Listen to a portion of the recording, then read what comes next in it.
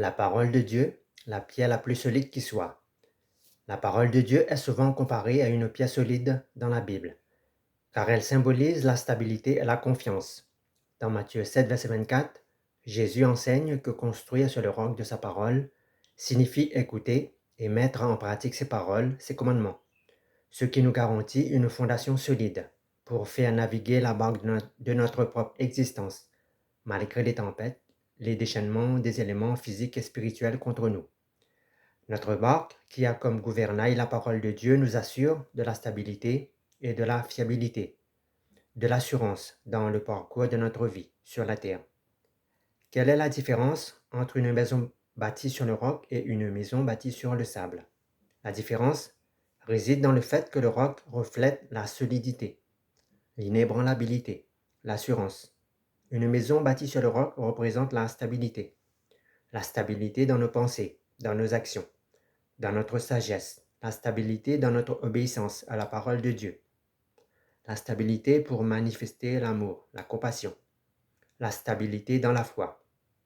La parole de Dieu doit transformer notre cœur en un cœur de roc spirituel, solide, inébranlable, pour résister et affronter les tempêtes et les épreuves de notre vie, selon Matthieu 7, versets 24 à 25.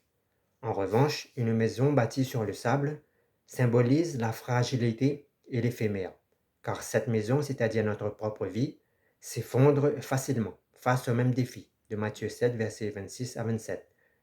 Dans cette parabole, Jésus nous enseigne que la solidité de notre vie dépend de la base sur laquelle nous la construisons. Si cette base, c'est notre fortune, notre physique, nos diplômes, etc., et non sur Christ, alors notre maison finira par s'écrouler, comme un colosse au pied d'argile. Comment la comparaison entre une maison sur le roc et une maison sur le sable est-elle utilisée pour illustrer la foi? Cette comparaison s'illustre par la foi, en montrant la solidité et la durabilité de notre vie, fondée sur la parole de Dieu. La mise en pratique de ces enseignements par l'obéissance. Une maison bâtie sur le sable représente une personne où les paroles de Dieu ne sont pas mises en pratique, conduisant à l'effondrement de sa maison. Bâtir notre vie sur le roc signifie que notre foi doit être ancrée dans des actions concrètes et non juste en des paroles vides. La vie chrétienne, ce n'est pas que de la théorie spirituelle, mais c'est aussi la pratique dans un monde bien réel.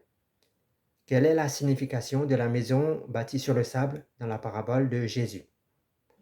Dans cette parabole de Jésus, la maison sur le sable symbolise donc une vie fragile et éphémère. Elle représente ceux qui entendent les paroles de Dieu et s'en détournent. Autrement dit, construire notre vie sur le sable signifie s'appuyer sur des fondements humains et superficiels qui ne résistent pas aux tempêtes de la vie, contrairement au roc qui constitue pour nous un fondement solide, un abri sûr. Quelle est la signification de la tempête dans la parabole de la maison sur le roc? Dans la parabole de la maison sur le roc, la tempête symbolise les épreuves et les difficultés de notre vie. Elle représente les défis et les oppositions qui frappent soudainement, comme les vents, les pluies et les torrents, selon Matthieu 7, versets 24 à 27. Les imprévus. La tempête est un moyen d'éprouver la solidité de notre fondation. Si notre maison ne s'écroule pas, alors le test est réussi. Autrement dit, c'est bien par la foi que nous marchons et non par la vue, ou par notre propre force. En revanche, ceux qui préfèrent bâtir sur le sable démontrent l'absence de fondement spirituel solide pour leur vie.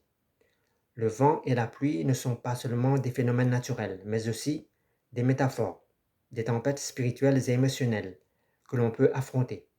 Construire sur le roc signifie aussi avoir une base solide au niveau émotionnel, sentimental. Solide aussi dans la persévérance, dans la résilience. Solide aussi dans l'espérance. S'appuyer sur l'espérance et la foi, c'est s'appuyer sur l'invisible, sur l'après-tempête.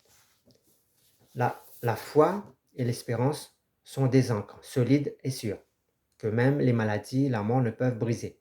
Être sur le roc, c'est regarder Christ, et non la tempête elle-même. Bâtir sur le roc, c'est avoir les yeux fixés sur celui qui a le pouvoir, la puissance, la domination et le contrôle pour calmer ou arrêter ces tempêtes, ces éléments qui se déchaînent contre nous.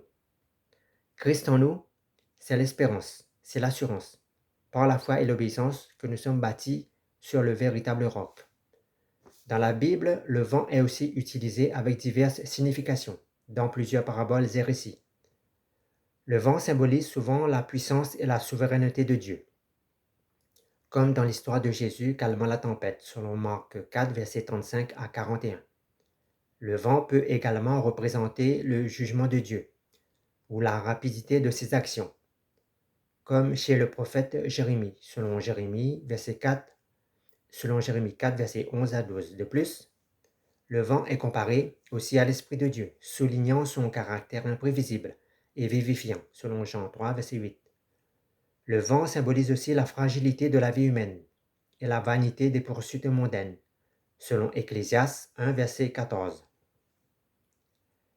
Le vent et la pluie symbolisent les défis spirituels, représentant les épreuves, les adversités auxquelles on aura à faire face dans notre existence. Autrement dit, la pluie et les tempêtes symbolisent souvent des moments de turbulence et de doute, où notre foi est mise à l'épreuve. Si notre maison est bâtie sur le sable, alors cela signifie que notre foi est vaine, que face à l'adversité, c'est notre incrédulité, notre chair qui a pris le dessus et qui a remporté la victoire. Par notre manque de foi, notre roc se transforme en sable. Avant de marcher sur l'eau, Pierre était rempli de foi, ancré sur le roc.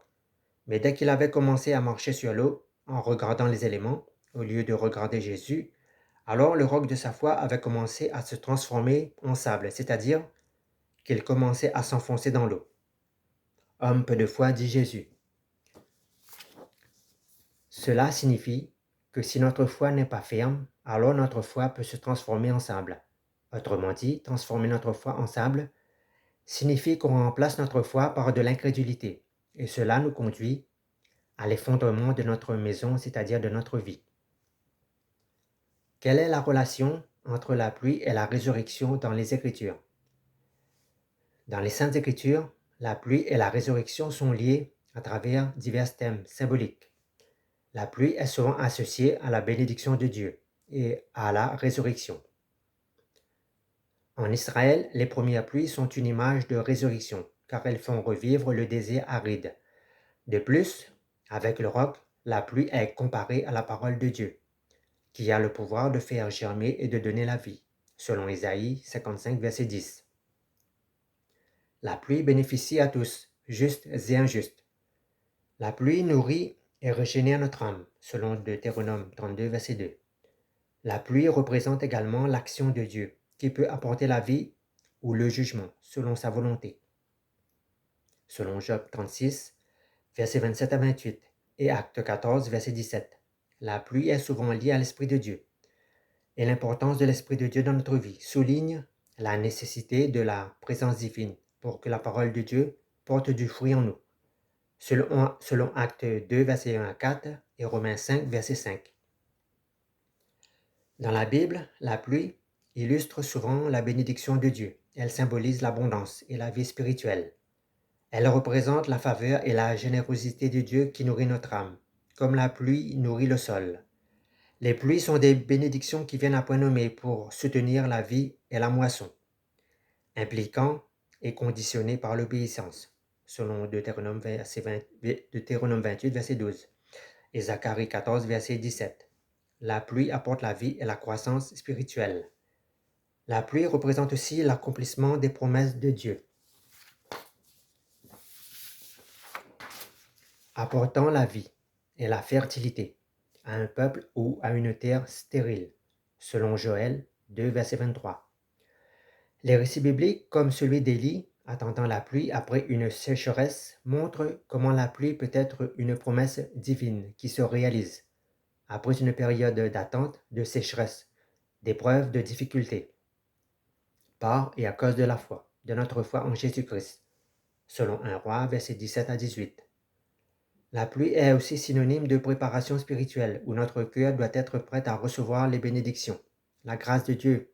Cela implique pour nous une attitude de prière, de reconnaissance et d'obéissance aux préceptes de Dieu, selon Jacques 5, versets 7 à 3. Mais la pluie peut être aussi associée à des phénomènes météorologiques destructeurs, comme la grêle, qui symbolise le jugement divin contre l'injustice, selon Isaïe verset 28 à 17 et Ézéchiel 13, verset 11 à 13.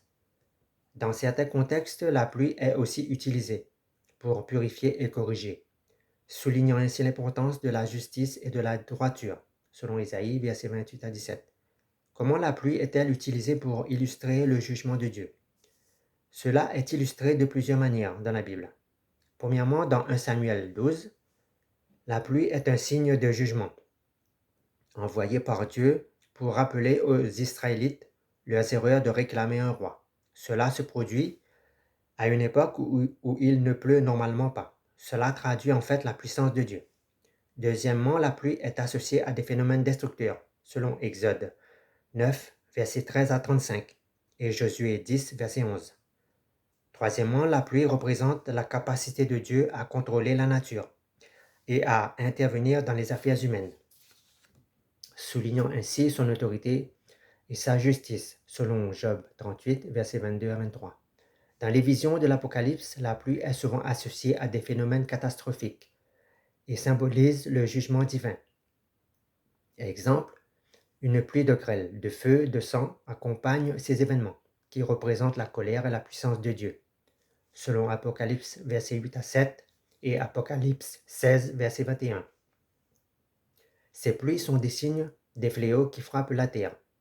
Cela nous enseigne sur l'importance de la justice pour Dieu et aussi la nécessité de repentance face aux épreuves à venir. Cela montre la capacité de Dieu à intervenir dans l'histoire humaine de manière spectaculaire et redoutable.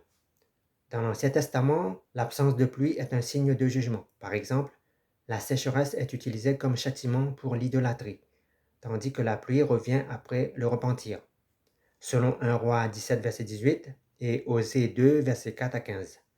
Dans le psaume 65, verset 10 à 13, la pluie est décrite comme une bénédiction sur la nature. Dans le psaume 72, verset 6, Dieu est comparé à une pluie qui tombe sur un terrain fauché, soulignant son rôle en nous pour nous faire croître et prospérer. Dans le psaume 147, verset 8, tout comme Jésus dans le Nouveau Testament, nous montre la puissance de Dieu à contrôler la nature.